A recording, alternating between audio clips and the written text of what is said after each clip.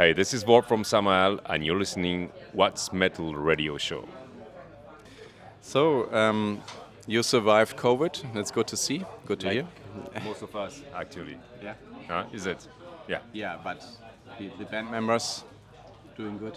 It was tough for everybody, so it's a bit like you should not complain more. I mean, we were all in the same, train. So yeah. So, Fortunately, it's behind. Yeah, definitely. Yeah. but now you're back on track. You're going on stage today at Baden and Blut. That's a good news. Yeah, that's a very good news.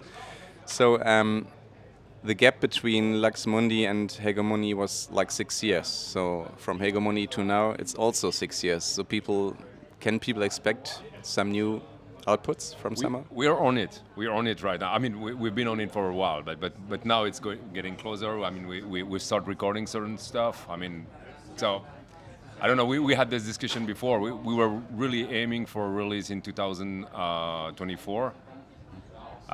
It might be 25 because, well, probably we'll have a single or something before, hopefully, because we were not ready, and the mix will be, I will imagine, next spring. So we don't know yet, but this is where we are at the moment. So, But there is a future, and there's but we got output. material that we're working on. Totally. Yeah. To know.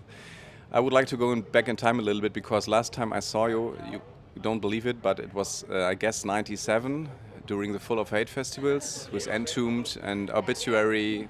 Sure, I believe you. Yeah, really long time Yeah, it was ago. a I long made a time. little pause from metal and from this radio show. Now I'm back on track.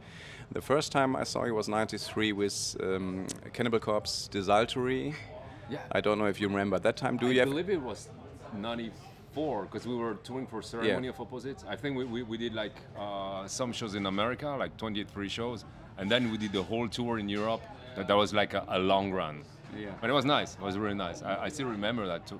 Yeah. Do you have any memories from that time? That's mine. Yeah, I mean, we were the three band in the same tour bus, so you can imagine. And I got sick by the end, and it was really like, you were pulling the last resort, really. It was tough. But we finished in London at the Marquee, which still existed, so we actually had to do it. That's cool. But yeah, I almost totally collapsed after that show. I mean, it was really overdue, I think, but it was nice. But no doubt that you will continue after that I mean, of course, stressful time. 3 weeks after that, you want to go back on tour, and that's actually why we did record the Rebellion mini album, because we didn't have an album, but we thought, well, we had to do something. The record company wanted you to have something fresh, so you can be on the road again, and that's what we did. Yeah. After Ceremony and then for Passage, you made a little twist in your musical concept. Was it like a conscious decision, or just it came by nature somehow? It came by nature, totally. I mean, even Rebellion was probably a link between the two era of that time. We had a song which is totally done with programming, and we had no clue at that time that we will go for that option. But yeah, I mean, once our keyboard player left the band, we were kind of, looking for a replacement. We didn't find it.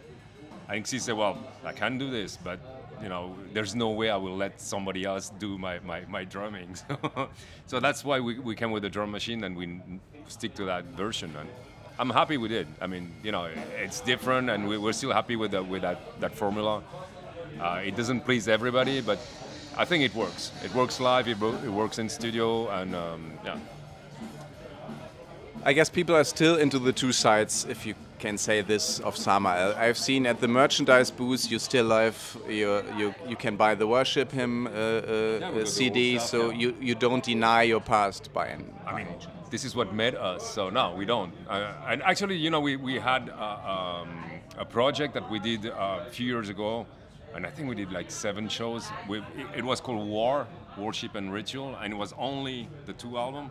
But it was Xi back in the drum, and it was no keyboard. It was really like old school, and that was totally fun to do.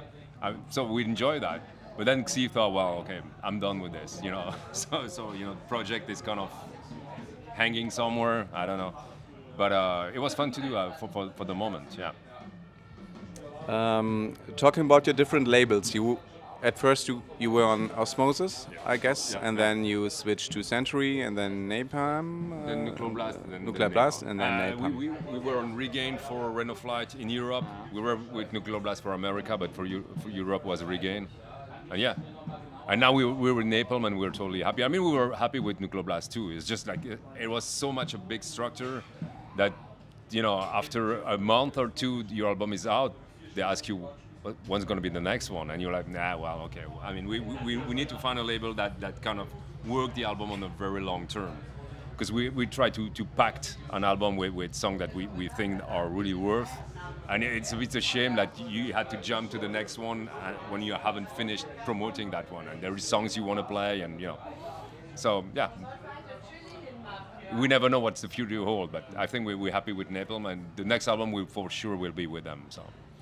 If you start writing an album, do you like start from the scratch, or is it always like, we can pull that string from that time, and maybe we have this little thing that was unfinished, and we can we don't really finish do that. No, we don't really do that. Actually, Xi is doing all the music, so he presents the music, and then we discuss it, like, you know, maybe for some arrangement. And once we have the song more or less the way it will be recorded, then I try to put my vocal line and write lyrics for this. So it's already like this. And, you know, for the previous album, we had like 5 or 6 songs that we didn't use. We had a demo version, and we thought, well, it will be for the next album. And now we have those songs, and I don't think we will use them. Because it's not that they're not good. It's just like we're somewhere else mentally, and we feel a bit like it's a jump in the past. So, I don't know. Yeah. And we got enough stuff anyway, so. But you also did a cover of the Beatles song Helter Skelter. What was that? Yeah, the idea behind this? That was a discussion we had with our previous guitar player, with Mac, and we wanted to do a cover, but we were not sure which one. And then we went with this idea: what was the first metal song ever written? And nobody is totally agree with the fact, but for us it was kind of okay. They were a pop band, so to speak. I mean, they invent pop almost. I mean, they were not the only one, but you know. And they had this song, which is The Apocalypse, thinking about, you know, if you jump in the past, thinking about how it was back then. And we thought, well, let's try to do it our way, you know. We didn't change much, but, you know, we didn't keep the going down with the guitar. We went with straight riff, which is a bit flatter and a bit more industrial. And yeah, I like the version. We never play it live, but maybe one day, I don't know. Once going back in time, could it be that the Samael sound is so unique because you were not part of a scene like all the Swedish bands around Gothenburg or Stockholm were like in a big melting pot? By you, Samael were a little bit like an eremit, like that in the middle of nowhere. That could be. We thought about that. You know, that there is pro and con to be part of a scene, because I mean the good thing is the competition, and you know, you always like there is something very alive. And when you're by your own, you had to kick your own ass. I mean, it's a bit like, okay, well, if nobody's do anything, I mean, nothing happened. But on the other side, that's true. I mean, you're more free. I mean, you don't really belong somewhere. I mean, at some point, it was not a scene, but Century Media had signed a certain amount of band, and I never noticed that at the time. But later on, people told us like they were inventing the dark metal.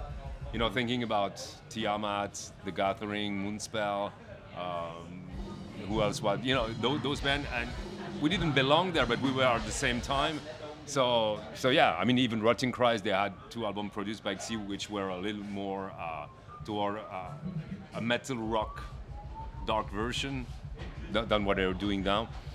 So it was in the air, but it was not really a scene. It was just like, well, we connected and we knew each other. That's probably why they make this connection.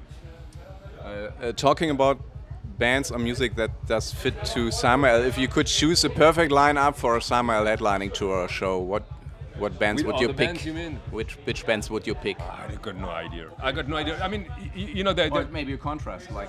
Yeah, I mean, we did that. We did actually tour. I think it was for Eternal. We toured in America. We were headlining, and we toured with Strapping Young Lad and Cathedral. And I thought it was really good to have like a really like down to earth band, a totally up the wall sort of band, and we were like not in between, but somewhere we found a way to fit in.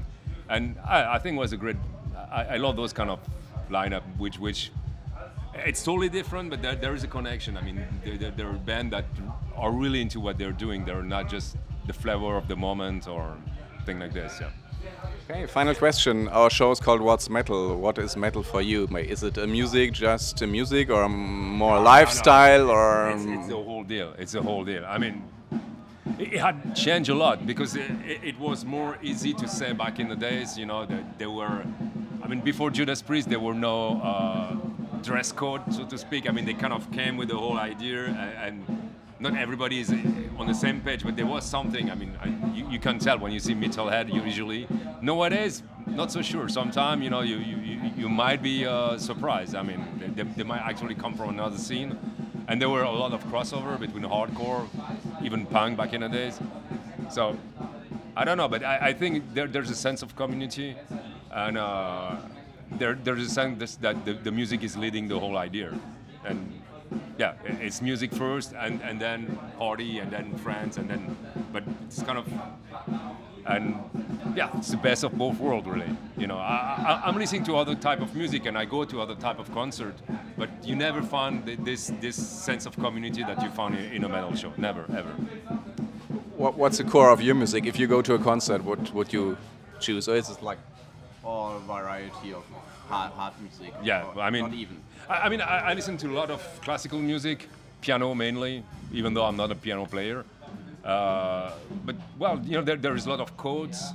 I mean, I don't know if you've been to many classical concerts, but you know, you're not supposed to express yourself before the end, so you had to hold, and there's some kind of frustration when you really like the music, you wanna go for it, and yeah, that's you know that's everything is permitted in a metal show, I think, and you know it went all over the place. Nowadays, I mean it's a circus sometimes, but well, why not? Cool. Thank Yeah. you. Very good.